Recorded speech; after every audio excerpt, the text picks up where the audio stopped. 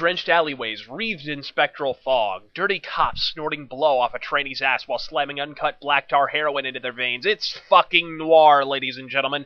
I love film noir, and I'll say outright, I loved L.A. Noire nearly as much. Movies like The Big Combo and Touch of Evil, which sadly are somewhat underrepresented in the otherwise stellar antecedents of Rockstar's latest effort. I hate to milk the food analogy, Teat, but playing L.A. Noire is like being served a big juicy marinated steak. It's perfect, cooked all the way through, so moist it literally glistens in the restaurant's obligatory mood lighting. Then just as you hold your fork and knife aloft and prepare to make this scrumptious slab of bovine muscle tissue a mere gastrointestinal footnote, some dickhead is walking by and says, "You know, that looks absolutely delicious, but I know what you really want, ice cream and chocolate sauce." And before you can plunge your steak knife into their carotid artery, they've plopped an ice-cold vanilla globule on top of your steak and drizzled a few tablespoons of Hershey's on top. I love ice cream, I love Hershey's syrup, and I love me a nice T-bone steak, but the sum of those parts is explosive diarrhea, because if we've learned anything from the recent marriage of BioWare and EA, some things just shouldn't be fucking combined. I wanted a game about investigation and homicide police work, and for about a third of this game, that's exactly what I got.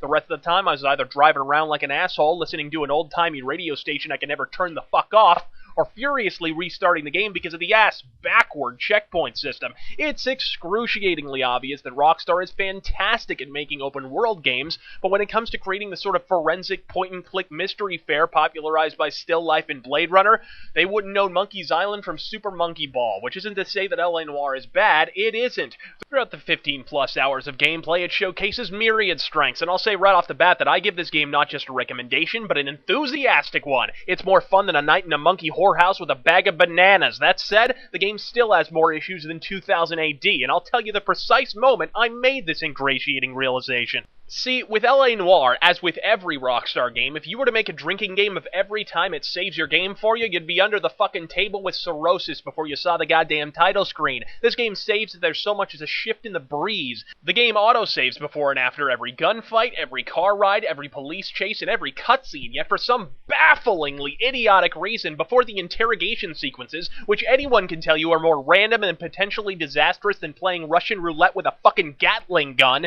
the game arbitrarily decides that's the moment it's going to fall asleep at the autosave switch. So if you fuck up in one of the interrogations, you don't pass go, you don't take it from the top with the good cop raving sexually repressed cop shtick, you have to quit your fucking game and start from your last save, which in many cases is a good half hour from your present position. So you get to wait for the cumbersome son of a bitch to load, which on the PS3 version is a real treat. A Galapagos turtle on a codeine trip is in more of a fucking hurry than the PS3's Blu-ray drive, so once the game actually loads sometime in your late fucking 50s, you have the privilege of recollecting all your goddamn evidence. Yes, the same exact evidence that you have to utilize with a farcical degree of precision to nail the suspect in question to the figurative wall in the constabulary inquest to come. I've heard the interrogations described as a crapshoot, and in my estimation, the only way that descriptor could be more apt is if the interrogation segments were in fact a 3 a.m. White Castle binge. What's that? I need to connect my suspect to another suspect? Well, let's see. I've got a gum wrapper here with both their names on it. I've got a Polaroid that shows them both engaged in violent anal intercourse with each other, and a videotape that shows them on the night of the crime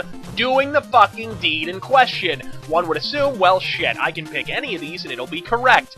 One would be fucking wrong. You have to pick the exact shred of evidence that whatever pimply-faced game designer at Rockstar decided would lead you to the interrogation's conclusion, or else you get to take it from the top for the 7 billionth butt-fucking time. I like L.A. Noire, but I'm telling you flat out, without the ceaseless pedantry of restarting no less than twice in the vast majority of interrogations, the game would probably be 5 hours long. The story, however, is enthralling and masterfully written. I would describe it as what the 2006 neo-noir film The Black Dahlia should have been. I can't count the number of times I switched the game on, promising myself I'd only play for an hour, then look up what seemed like moments later and realize it had been 5 hours. It's like a fucking abusive relationship. Masturbating with blotter acid while smoking crack through a Sour Punch straw is a less addictive activity than turning your console on with this shit in the tray. Which brings me to my only other major complaint about L.A. Noire. The game revolves around around two major cases. The first are the Black Dahlia murders. The second is a series of arsons. Now you tell me what would have been a more dramatically appealing climax. Solving one of the most notorious unsolved serial murders in American history, or some dude setting cheap homes on fire? Well, let's see. Who the fuck? Ava Green or fucking Brett Butler? And whoever wrote the game decides to open with Black Dahlia killings and close with the arsons. What the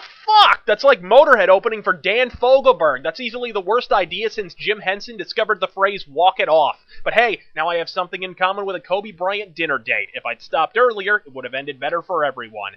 The infamous Euphoria engine is apparently MIA in LA Noire, and good fucking riddance, I say, for once the cars and people, unlike the real residents of Los Angeles, feel as if they have actual substance. When you hit a fire hydrant, your car doesn't crumble apart like an overcooked burrito. The trees are still constructed of fucking adamantium, mind you, but is a baby step in the right direction, because at least a strong breeze doesn't make my Humvee do a goddamn barrel roll. I readily admit the Euphoria engine did lots of fun stuff in GTA 4 and Red Dead Redemption, but it's also the reason every car was made out of fucking tissue paper, and a swing set could launch a Greyhound bus from here to Alpha Centauri. On the considerably less important action front, you'll find Rockstar has taken the if it isn't broken, don't fix it approach and essentially cut and pasted the same system that appeared in GTA 4 and Red Dead Redemption. The shootouts themselves are somewhat urbane, but when this game goes over the top, it jumps the shark with a double axle front flip and botches the fucking landing. And sadly, it's a well Bondi goes to repeatedly, as if unsure that a modern gaming audience could embrace a game that's more puzzles than pistols. A cursory glance at the GameFAQs forums justifies that degree of trepidation as well. Some of those troglodytes actually use the term hardcore gamer in an unironic context, all the while bemoaning LA Noire as boring.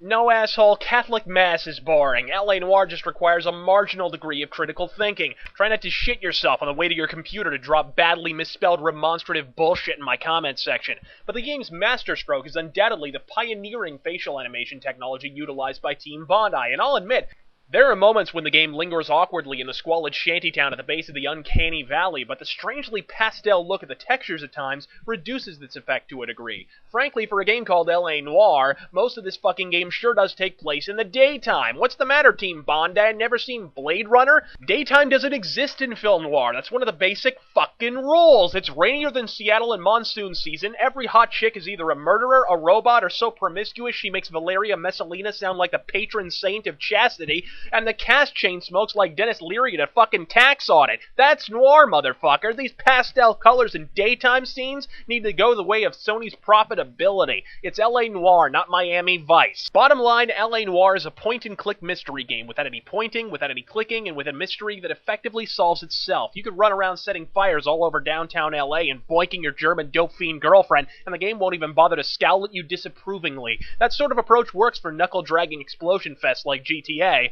but in LA Noire, it fits in about as well as a talented person on that guy with the glasses. But here's the thing, for all those faults, the game is still so fucking good, I recommend it big time. Go out and buy it, Rageaholics, you'll love the shit out of it. Warts and all, I'm Razorfist, God fucking speed.